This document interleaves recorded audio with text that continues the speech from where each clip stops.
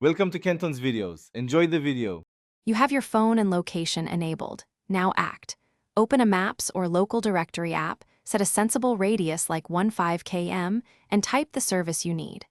Once done, scan the return pins and list view to prioritize proximity or ratings.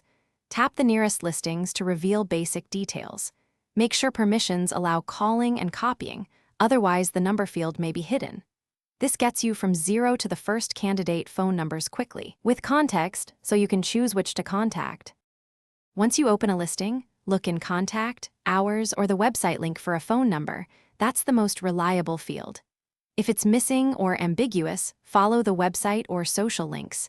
Facebook, Instagram, or a local chamber page often lists a contact. Make sure you note the country code or area code when copying. Inconsistent formats cause failed calls. Then test the number with a short call or SMS to confirm it's active before relying on it for appointments or deliveries. Save the confirmed phone as a contact, add a note with the source and any hours. If the listing lacks a number, perform a reverse lookup on the business website or check Who Is records for administrative contacts, which can reveal a phone. You can also call nearby branches or use local community forums to ask.